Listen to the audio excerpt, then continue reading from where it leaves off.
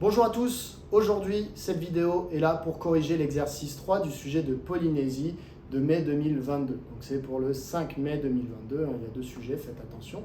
C'est l'exercice 3, il porte sur les suites numériques. Exercice très intéressant avec un algorithme qui fait intervenir des listes.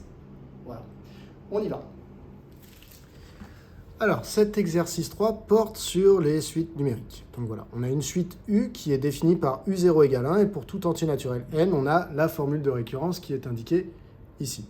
Première question, on va vérifier si vous savez calculer déjà la base des termes d'une suite, avec une formule de récurrence. Donc calculer les termes U1, U2, U3, on donnera les résultats sous forme de fractions irréductibles. On y va. Donc je commence par me recopier la formule de récurrence de ma suite ici.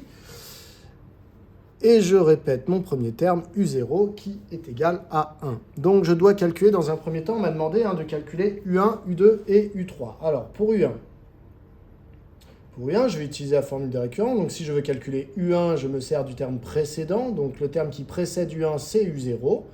Donc U0 sur 1 plus U0. Donc U0 sur 1 plus U0.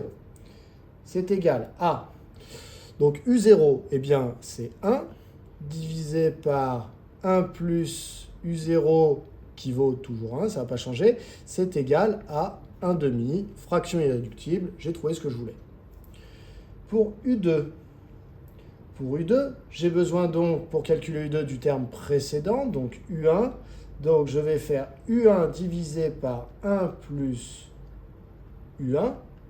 C'est égal à, U1 est égal à 1 demi, donc cela donne 1 demi divisé par 1 plus 1 demi.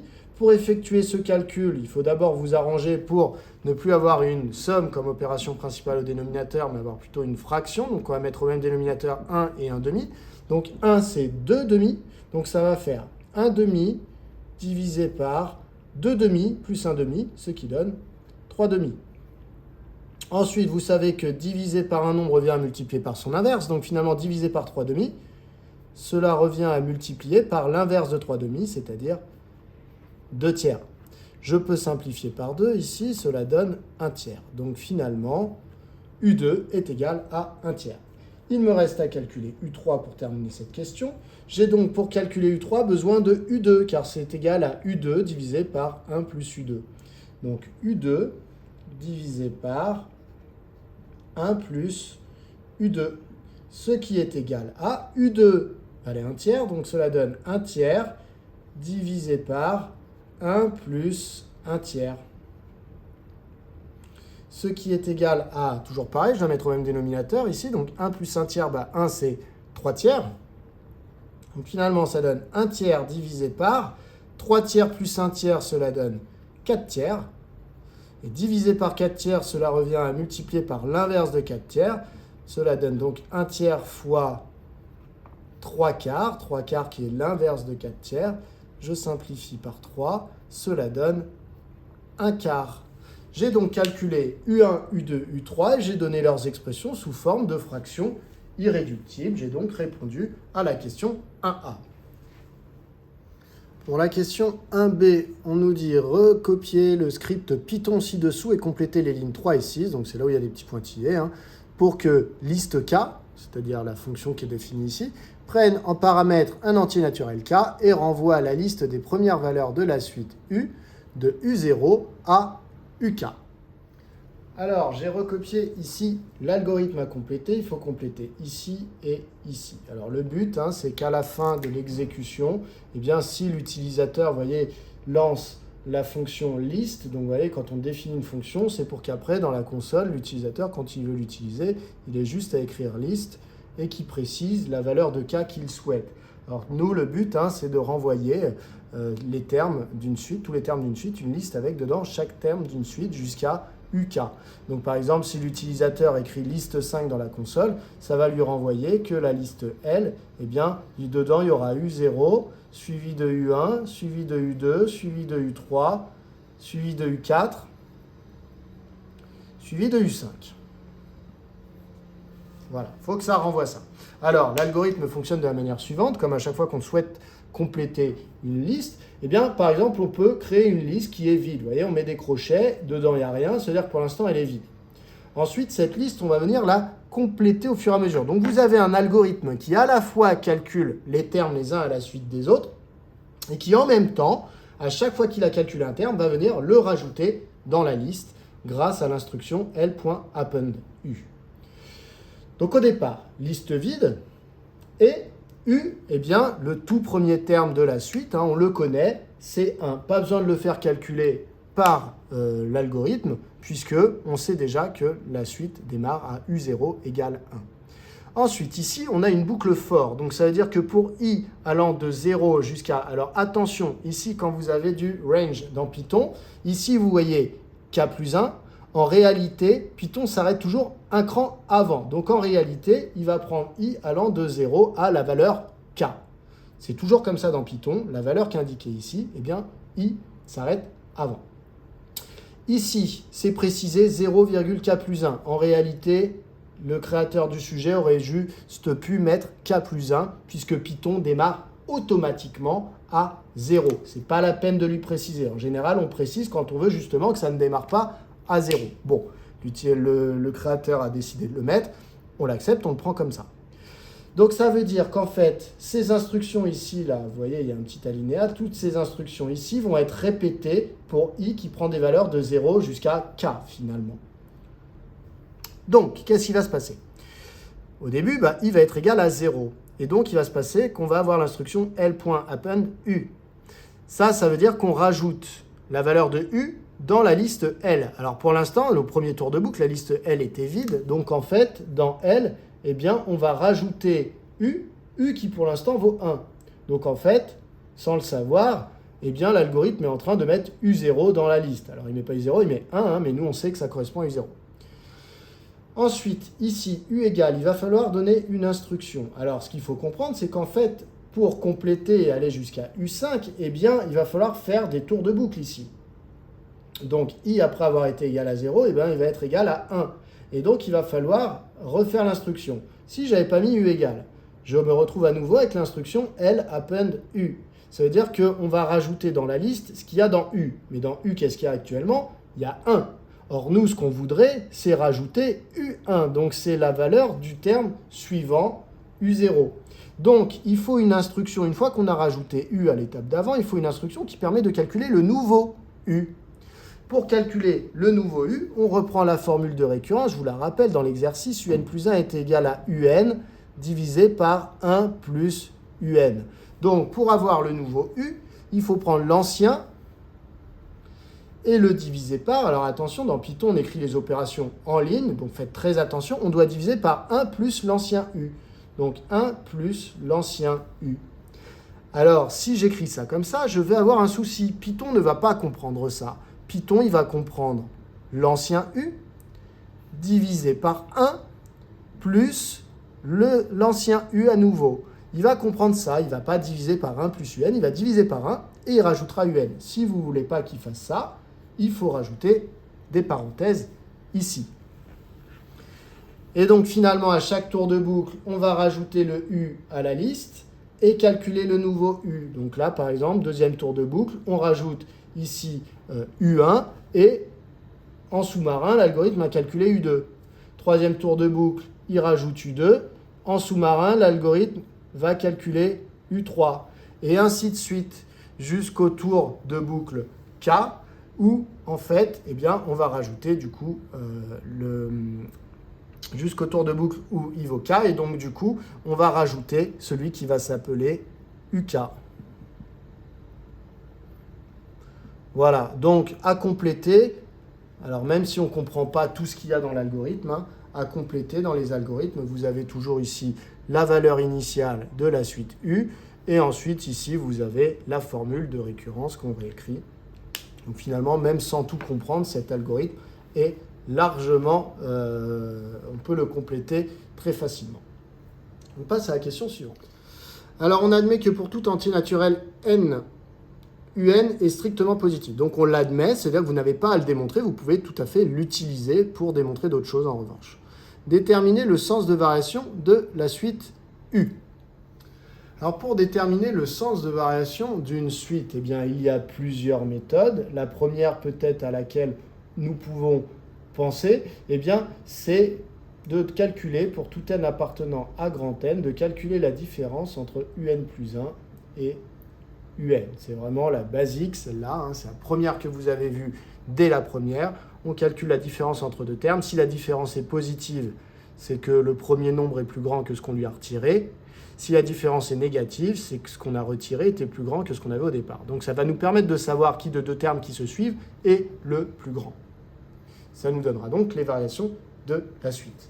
Donc je vais calculer un plus 1 moins un. Alors bien entendu, je vais me servir de la formule de récurrence de l'énoncé. Un plus 1, l'énoncé m'a dit que c'était finalement un sur 1 plus un. Je vais retirer, alors un, lui, je n'y touche pas. Comme ça, vous voyez, je vais pouvoir faire des calculs avec des un. Je ne le remplace pas, du coup.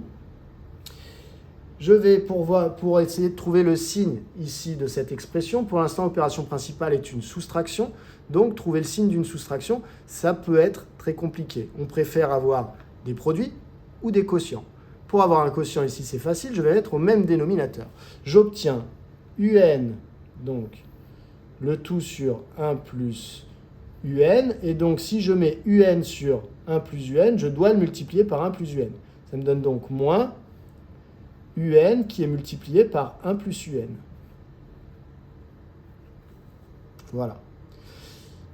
Ici, je vais développer le numérateur. J'obtiens un moins un fois 1, donc moins un fois un, donc moins un au carré.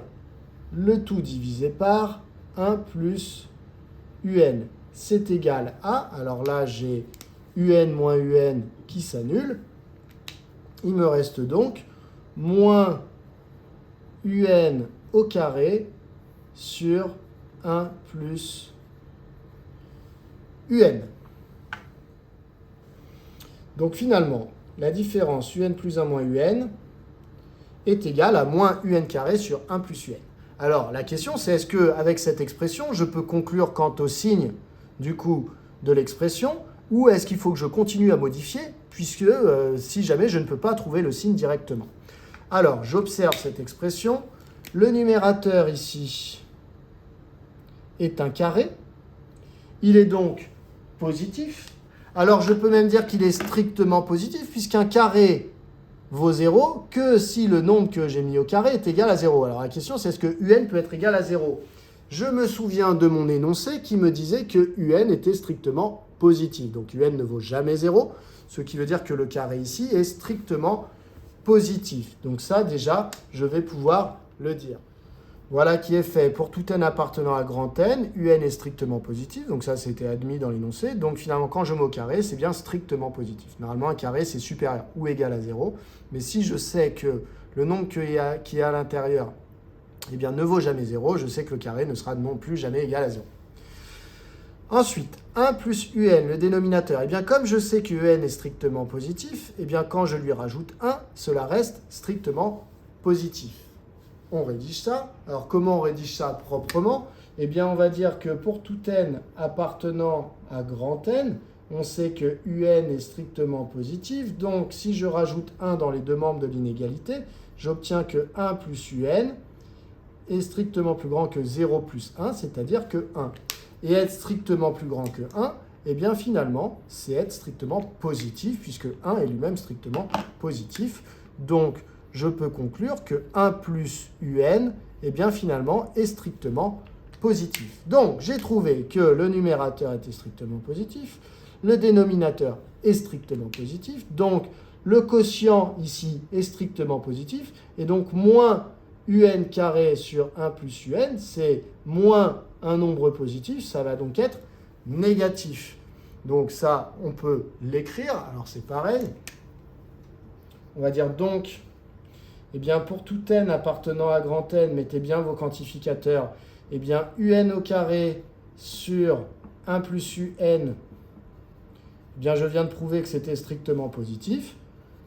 Et donc, eh bien moins un au carré sur 1 plus un, finalement, est strictement négative. J'ai multiplié par moins 1 des deux côtés, j'ai donc dû changer de sens. À partir de là, on se rappelle que finalement, ce quotient ici, c'était un plus 1 moins un. Donc ça veut dire que un plus 1 moins un est toujours strictement négatif. Donc, je le dis, donc pour tout n appartenant à grand N, un plus 1 moins un est strictement négatif. Donc ça veut dire qu'ici, si je transpose un, j'obtiens que un plus 1 sera toujours plus petit que un. Ça veut dire qu'un terme qui arrive est toujours plus petit que celui qui le précédait. Donc ça veut dire que la suite est en fait décroissante.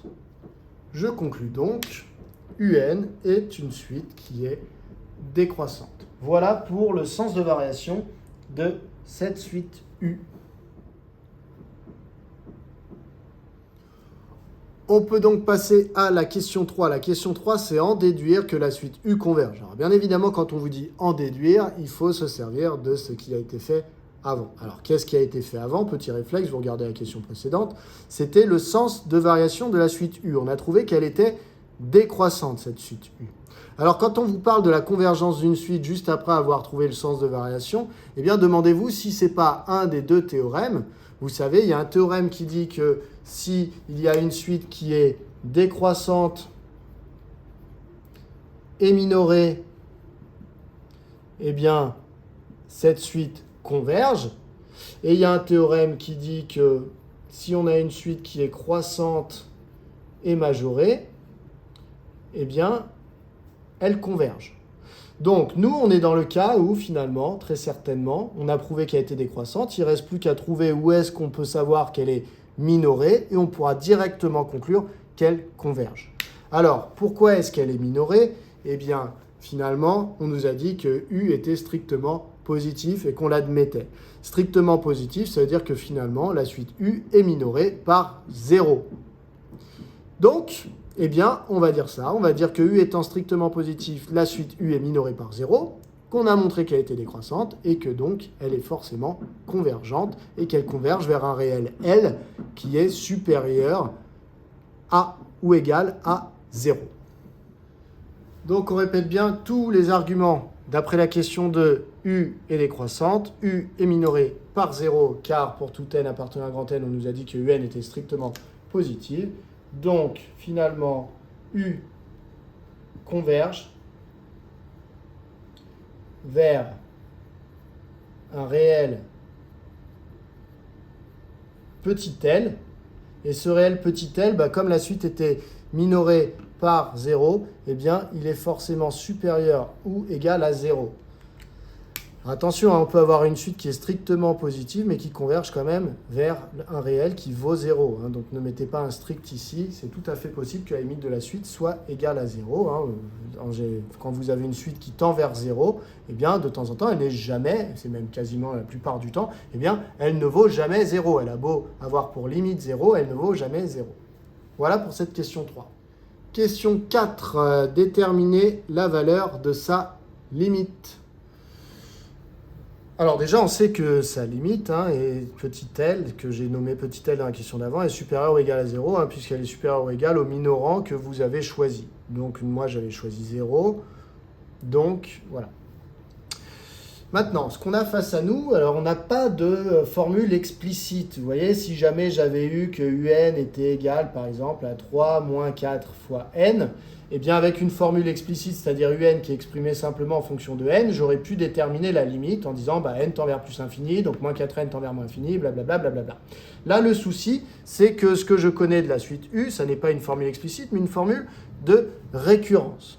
Au passage, je peux rappeler que U0 vaut 1. Voilà. Quand j'ai une formule de récurrence, pour trouver directement la limite, eh bien, ça n'est pas les opérations ici que je vais utiliser. Ce que je vais utiliser, c'est ce que vous pouvez appeler le théorème du point fixe, ou tout simplement, c'est la fonction associée à cette suite ici. Donc, je commence par définir une fonction f qui est associée à la formule de récurrence, c'est-à-dire que ici, je vais créer la fonction f qui est définie sur R+. Alors pourquoi R+? Eh bien parce que, en fait, vous voyez, la fonction f, ça va être x sur 1 plus x, et mon but, ça va être de remplacer x par un. Or, un, je sais qu'elle est strictement positive. Donc, je peux restreindre ma fonction f à R+. Et sur R+, en plus, je n'ai pas la valeur interdite, qui serait x égale moins 1. Donc, c'est parfait. J'ai créé la fonction f de x qui vaut x sur 1 plus x, justement, pour que, ici, un plus 1 soit égal à f de un. Donc, on a donc, pour tout n appartenant à grand N, eh bien, un plus 1 qui est égal à f de un. Effectivement, si je remplace x par un, j'obtiens un sur 1 plus un. Donc l'image de un n'est autre que un plus 1. Donc un plus 1, c'est l'image de un par la fonction f.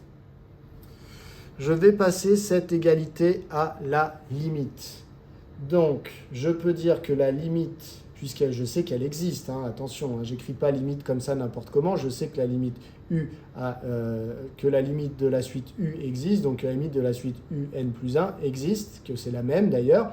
Donc la limite de un plus 1 lorsque n tend vers plus l'infini est égale à la limite quand n tend vers plus l'infini de f de un. Si j'ai deux suites qui sont égales, leurs limites sont égales. Maintenant, ce que j'aimerais bien dire, c'est que du coup, ici, la limite qui vaut petit l, puisque la limite de la suite un plus 1, c'est la même que la limite de la suite un, eh bien ici, ça va être, j'aimerais bien dire que c'est f de la limite de un. Donc j'aimerais bien écrire que c'est égal à f de la limite de un lorsque n tend vers plus l'infini. Voilà ce que j'aimerais bien écrire et dire que la limite de un, finalement, c'est petit l et que donc L est égal à f de petit l. Voilà ce que j'aimerais bien écrire. Seulement, l'interversion limite-fonction n'est pas gratuite. Il faut, pour que ça fonctionne, eh bien, que votre fonction, ici, soit continue en la limite de un, donc en petit l. Donc ici, quand vous intervertissez limite et fonction, eh bien, il faut préciser car f est continue. Alors, soit vous précisez qu'elle est continue simplement en petit l, soit vous précisez, du coup, puisque petit l, on ne sait pas encore trop ce que ça vaut, eh bien, vous précisez qu'elle est continue sur R+. Voilà. Ça, ce qui permet d'intervertir limite et fonction, c'est le chapitre sur la continuité qui permet de le dire. Donc voilà, si vous devez justifier que la fonction f est continue, normalement, si vous mettez ça, c'est déjà très très bien. Eh bien ici, c'est une fonction continue, notamment, vous pouvez dire parce qu'elle est dérivable. Vous pouvez calculer sa dérivée. Voilà, c'est une fonction rationnelle, elle est dérivable, elle est continue sur les intervalles sur lesquels elle est définie. Voilà, donc le petit l qu'on cherche, c'est un petit l qui est égal à sa propre image par la fonction f. C'est ce qu'on appelle justement un point fixe, puisque quand on lui applique la fonction f, eh bien on retrouve à nouveau l, donc on peut considérer qu'il est fixe par la fonction f. Vous pouvez passer ces étapes. Alors, vous êtes obligé d'introduire la fonction f, a priori, si vous voulez faire ça proprement. Vous êtes obligé de dire ça également si vous voulez faire ça proprement. Vous pouvez peut-être esquiver ces deux lignes-là en disant que f est continu sur R+, et donc que vous appliquez ce qu'on appelle le théorème du point fixe. Voilà. J'aime pas trop dire ça, mais il y en a qui le disent. Donc, L égale f de L, et donc maintenant, je vais résoudre cette équation L égale f de L. Donc, je vais effacer... et je vais repartir de L égale f de L. Alors, je n'ai pas encore effacé, j'ai réécrit L égale f de L. Donc, ça est équivalent à dire que L est égal, alors f de L, donc c'est f de x où j'ai remplacé x par L, donc ça donne L divisé par 1 plus L. Voilà, donc le but, ça va être de résoudre cette équation. Maintenant, je peux effacer. Et on va résoudre cette équation. Alors, pour résoudre cette équation, eh bien, je peux multiplier des deux côtés de l'égalité par 1 plus L. Ça me donne 1 plus L fois L qui est égal à petit l. Ici, alors attention, ne dites pas il y a L des deux côtés, je divise par L des deux côtés. Vous ne pouvez pas diviser par L ou simplifier parce que si vous simplifiez, ça revient à diviser par L. Et si vous faites diviser par L, comme L, vous n'êtes pas sûr que ça n'est pas 0, eh bien vous allez faire des bêtises. Donc il ne faut pas faire ça. Donc j'insiste fortement là-dessus. Il ne faut pas faire de division par L ou de simplification par L. parce que vous ne savez pas si L vaut 0. Si jamais L vaut 0, vous n'avez pas le droit de diviser. Donc, ce qu'il faut faire, eh bien, c'est vous pouvez vous arranger pour avoir tout dans le même membre. Donc, par exemple, ici, je m'arrange pour avoir 0 dans le membre de droite. Et maintenant, je m'aperçois, soit vous développez avant de factoriser, soit vous voyez tout de suite qu'en fait, on peut mettre en facteur par L.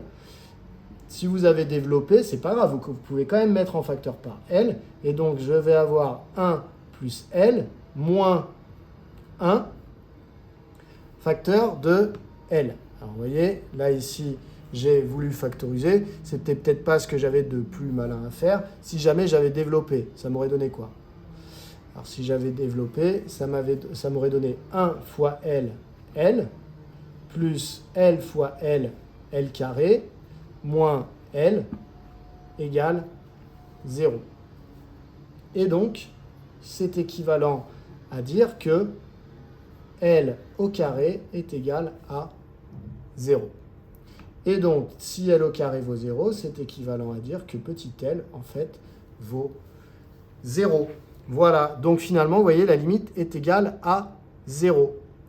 Donc, alors, vous pourriez dire, bah oui, mais finalement, moi, quand je l'ai fait, eh bien, je me suis séparé du L et ça m'a donné la même chose. Parce que bah, j'avais 1 plus L fois L est égal à L. J'ai divisé par L, ça me donnait 1 plus L égale 1.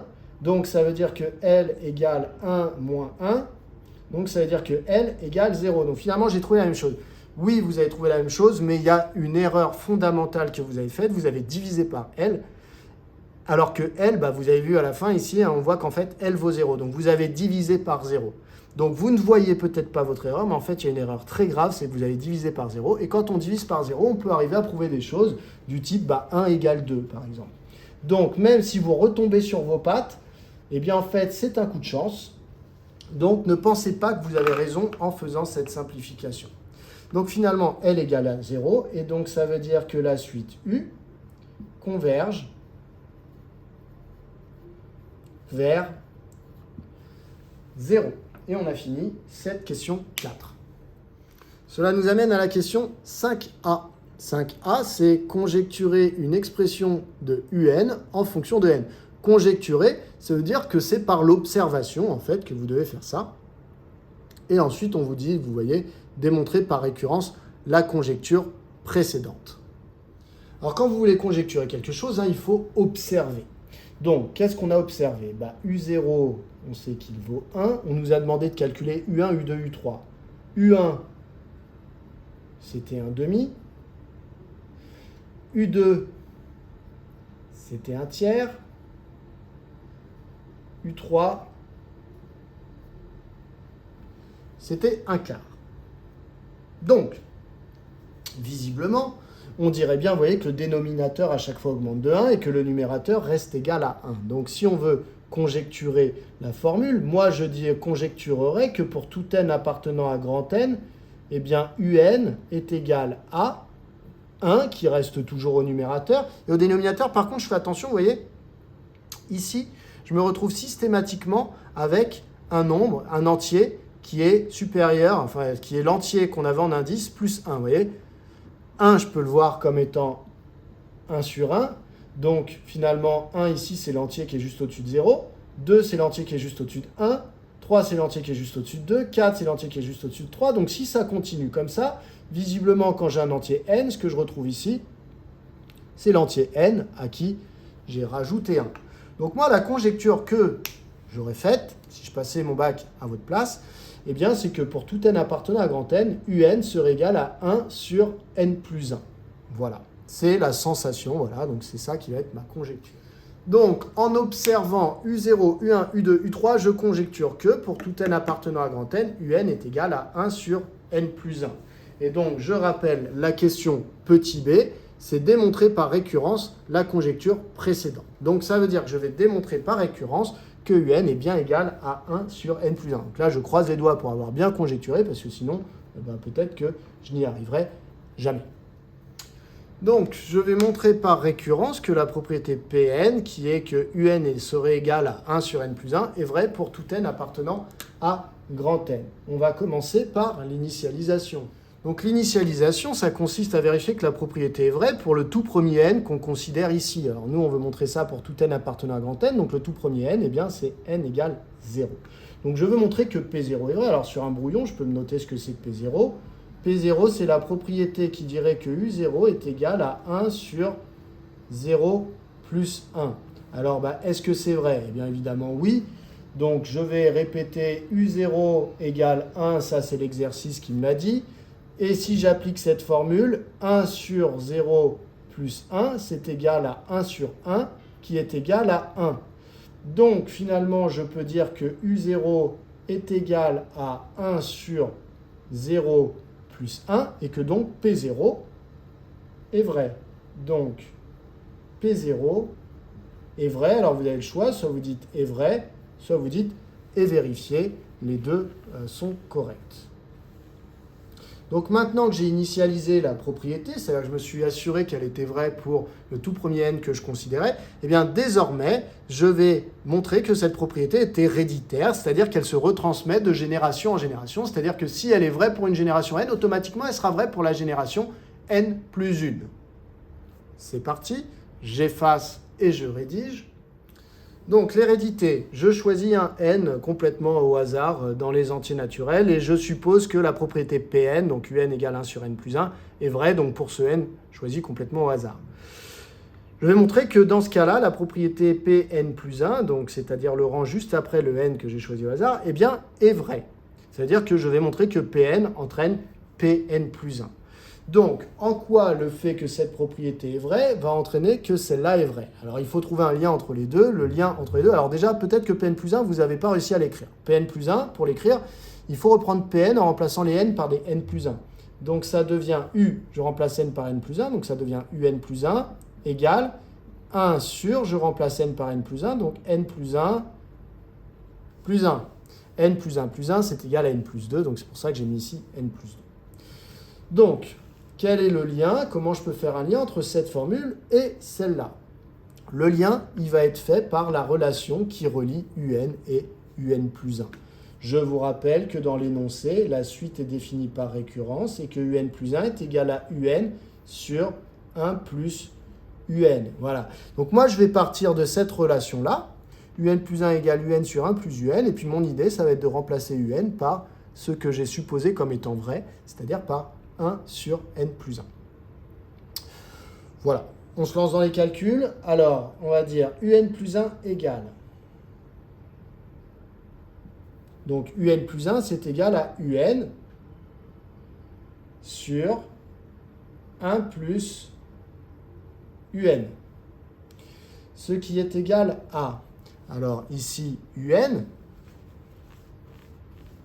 J'ai supposé que c'était égal à 1 sur n plus 1, donc ça me donne 1 sur n plus 1 sur 1 plus 1 sur n plus 1, ce qui est égal à, alors là je vais mettre au même dénominateur le dénominateur, dans le but après de dire que j'ai divisé par un nombre et donc que je vais multiplier par l'inverse. Donc ça me donne 1 sur n plus 1 sur... Et donc là, 1, je peux le voir comme étant n plus 1 sur n plus 1, pour le mettre au même dénominateur. Donc ça me donne n plus 1 plus 1, donc n plus 2 sur n plus 1. Je répète ce que j'ai fait. 1, c'est n plus 1 sur n plus 1, plus 1 sur n plus 1. Donc tout ça, si je le mets sur un seul trait de fraction, ça fait n plus 1 plus 1, ce qui donne n plus 2. Finalement, c'est égal à divisé par n plus 2 sur n plus 1, ça revient à multiplier par l'inverse. Donc ça donne 1 sur n plus 1, ça c'était le numérateur, qui est multiplié par l'inverse de n plus 2 sur n plus 1, donc par n plus 1 sur n plus 2. Et donc ici, ce qui est intéressant, c'est que je vais pouvoir simplifier par n plus 1. J'obtiens donc 1 sur n plus 2. Alors, vous pouvez signaler, il y en a qui aiment bien voir ça sur les copies, quand vous utilisez l'hypothèse de récurrence, c'est-à-dire que Un est égal à 1 sur n plus 1, il y en a qui aiment bien mettre sous le égal où ça s'est passé, HR comme hypothèse de récurrence pour montrer qu'on a utilisé cette propriété-là à ce moment-là. Donc finalement, on a prouvé que un plus 1 est égal à 1 sur n plus 2, ce qui était ici. Donc on a prouvé que Pn entraîne Pn plus 1. Alors on peut conclure que donc Pn plus 1 est vrai. Et que donc on a prouvé que Pn entraîne Pn plus 1.